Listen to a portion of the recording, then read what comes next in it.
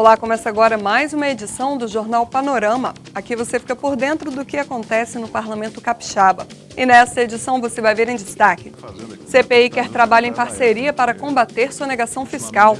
A audiência pública discute emendas ao projeto sobre o Fundo de Desenvolvimento da Pesca.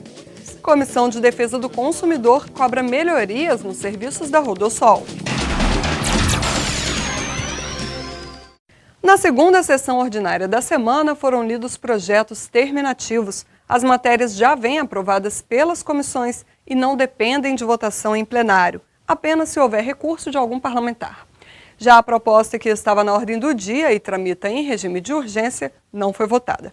A repórter Nicole Espósito tem os detalhes. Luciana segue em prazo na Comissão de Justiça a proposta que estabelece condições para análise em regime de urgência e votação de projetos que tratem de criação de cargos ou direitos de servidores do Estado. O texto diz que essas matérias devem vir acompanhadas de um relatório de impacto orçamentário e financeiro, também de parecer da Procuradoria da Assembleia. O deputado Enivaldo dos Anjos, autor do projeto, avalia que as medidas vão dar aos deputados embasamento melhor para a análise das matérias. E na sessão desta terça, os deputados foram informados que o projeto sobre a LDO, a Lei de Diretrizes Orçamentárias, será incluído na pauta de votações da sessão da próxima segunda-feira. Os parlamentares terão até esta sexta para apresentar requerimento de votação em destaque das emendas rejeitadas na Comissão de Finanças. Voltamos ao estúdio. Obrigada, Nicole.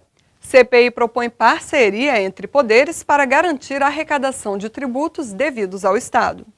Os procedimentos de fiscalização e autuação de empresas sonegadoras no Espírito Santo foram tema da CPI da sonegação de tributos. Os deputados ouviram representantes da Cefaz, a Secretaria de Estado da Fazenda, e procuradores do Estado. Os auditores fiscais explicaram que o órgão fiscaliza, identifica e autua os créditos devidos pelas empresas, mas a dificuldade em receber os valores vem de diversos mecanismos administrativos e judiciais que permitem ao devedor recorrer do pagamento dessas cobranças.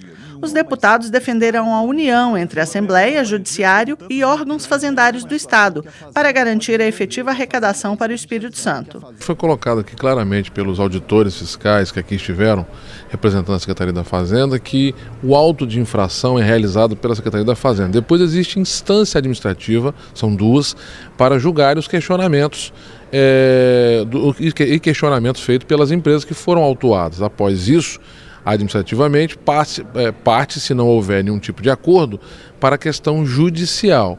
Então, depois dos auditores fiscais, nós tivemos aqui os dois procuradores do Estado que tratam dessa questão na Procuradoria-Geral do Estado, e nós tivemos aqui a condição de avaliar e vamos propor uma união de esforços entre Secretaria da Fazenda, Procuradoria-Geral do Estado, Ministério Público, Delegacia Fazendária e a própria CPI e o Judiciário, para que nós possamos fazer um mutirão e agir em conjunto, porque há um número muito grande de valor expressivo de débitos fiscais, ou seja, de autuações que foram feitas, algumas sobre questionamentos de legislação, outras de fato sobre sonegação fiscal. Separando o joio do trigo, nós queremos agir de fato na sonegação fiscal e colocar nos cofres públicos do Estado, tendo em vista essa crise que nós estamos atravessando, para que o Estado possa ter capacidade maior de investimento, não só em infraestrutura, como na saúde, na educação, enfim. Esse é o objetivo claro da CPI.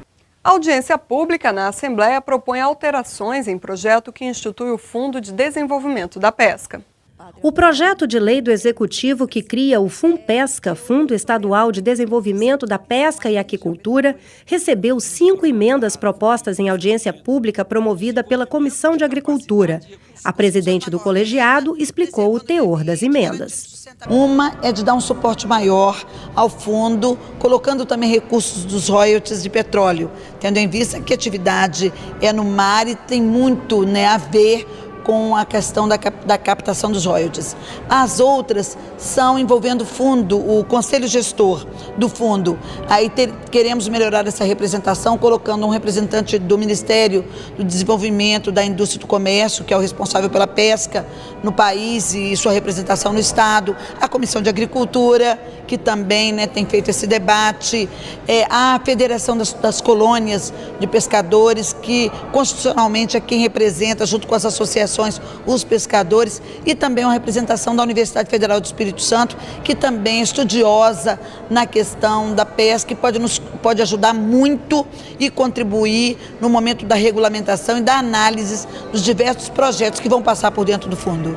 Autoridades do Estado e do governo federal presentes na reunião manifestaram apoio às emendas aprovadas. Nós concordamos porque que vem para aprimorar esse fundo é excelente. Eu concordo que ele tem que ser democrático. A gente tem, quanto mais gente lutando pela classe de pescadores, é bem melhor. Nós estamos muito agradecidos, nós vamos levar a conversar com o governo para que assim possa aprovar as emendas e a gente dar o pontapé inicial desse fundo, que é muito importante para a categoria. É muito salutar o encaminhamento das emendas propostas pela essa comissão, tendo em vista que assegura a participação das entidades que representam os pescadores do Estado do Espírito Santo, bem como as instituições de ensino e pesquisa, além de contemplar também, através dessa emenda, a participação do Ministério da Indústria e Comércio na pessoa do coordenador do Escritório Federal, tendo em vista que esse escritório é que detém todo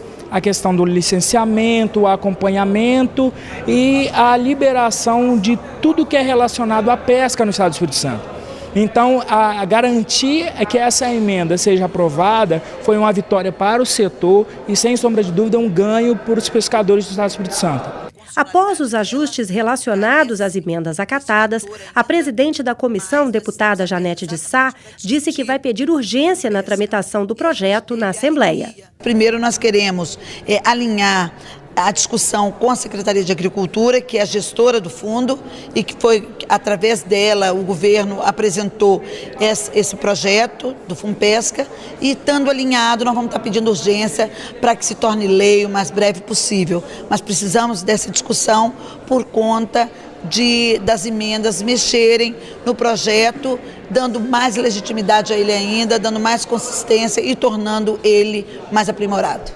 Outra audiência pública discutiu com moradores de Vila Velha problemas nos serviços prestados pela Rodosol. O debate foi promovido pela Comissão de Defesa do Consumidor. Falta de segurança para a travessia de pedestres, tráfego intenso e pedágio caro na terceira ponte na Rodovia do Sol.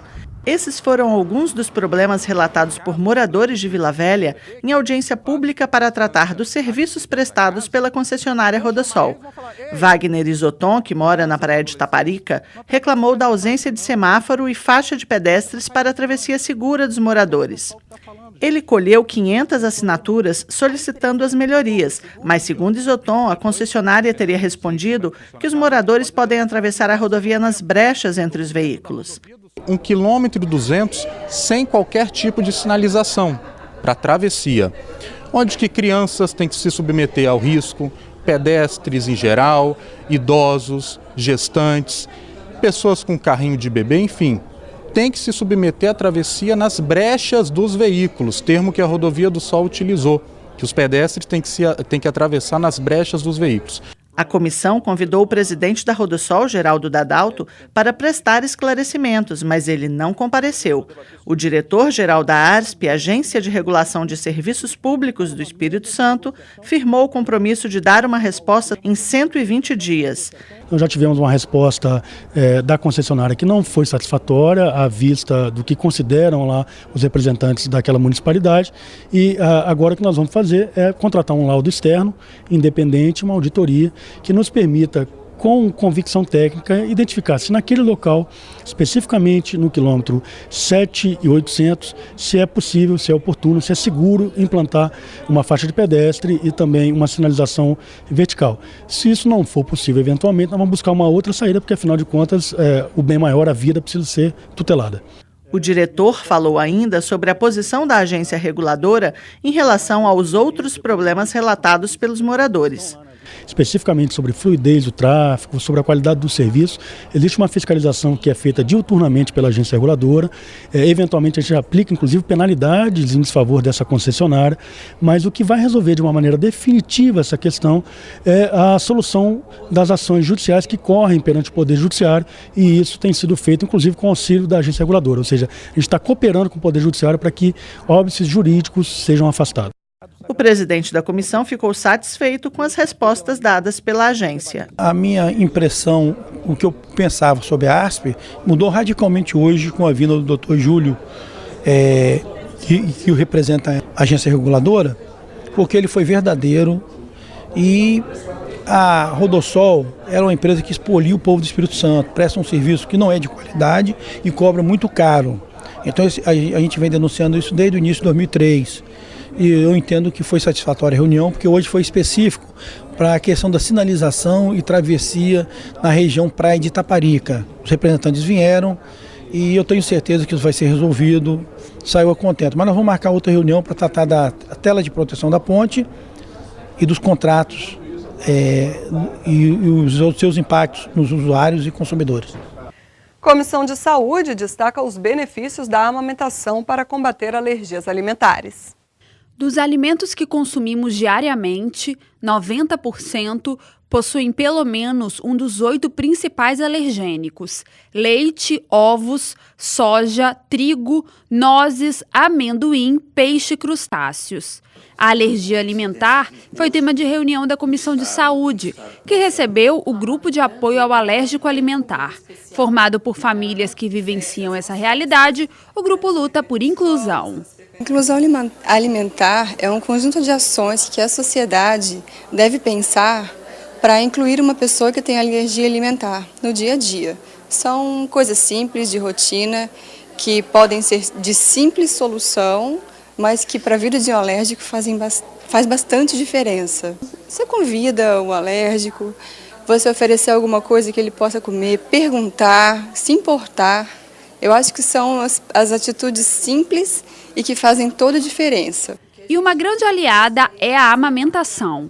Para um alérgico, é uma refeição completa, é uma refeição segura. Para a mãe, pode ser um momento de bastante dificuldade, por excluí-la de alguns eventos sociais, mas essa mãe deve ser acolhida e deve ser incentivada, porque é o que ela pode fazer de melhor para o seu bebê. A Comissão de Saúde vai estudar medidas legislativas sobre o tema. Daqui para frente nós traçaremos outras atividades no sentido de mostrar à população a importância da alergia alimentar. Quero dar os parabéns tanto a Tatiana quanto a Manuela por esclarecer para nós esse problema tão importante que está na nossa casa. E na Comissão de Justiça, a preocupação com o bem-estar de gestantes e de seus bebês também esteve em pauta. Entre as 24 matérias declaradas constitucionais pelo colegiado, está o projeto da deputada Raquel Lessa. A iniciativa garante às grávidas o direito de contar com acompanhamento de doulas durante o parto. Tributo a Domingos Martins. Começa a exposição sobre o personagem capixaba que dá nome à sede do Legislativo Estadual.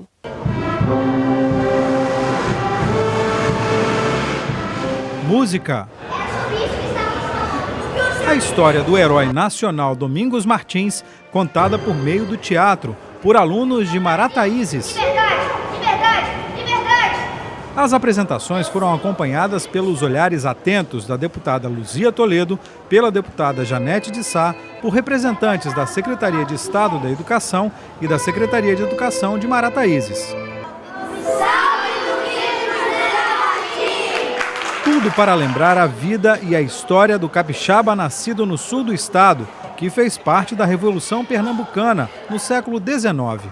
Domingos Martins foi preso e depois fuzilado na Bahia em 12 de junho de 1817. E a trajetória desse líder foi contada em trabalhos de alunos de 22 escolas de Marataízes, terra natal do herói. Em exposição, maquetes, cartazes e todo o produto da pesquisa dos estudantes. E para marcar a região, um pouco também do artesanato de Marataízes. Toda a atividade na Assembleia foi promovida pela deputada Luzia Toledo e por motivos muito especiais. Ele é um herói capixaba, né, um herói do nosso estado, nascido em Marataízes, mas ele é um herói nacional, né, um herói da Revolução Pernambucana. Nós estamos comemorando também 200 anos da sua morte, 200 anos da Revolução Pernambucana. E ele, na verdade, tem uma história forte. Nós temos que fazer com que a nossa juventude, nossas crianças, nossos jovens e a sociedade como um todo saiba quem é Domingos José Martins. Afinal, ele é o nosso palácio, né, a Casa do Povo, a Assembleia Legislativa do Estado do Espírito Santo, tem o seu nome, Palácio Domingos José Martins.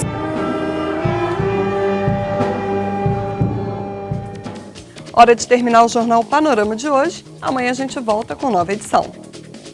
Obrigada pela companhia de sempre e continue ligado na programação da TV Alice, seu canal cidadão.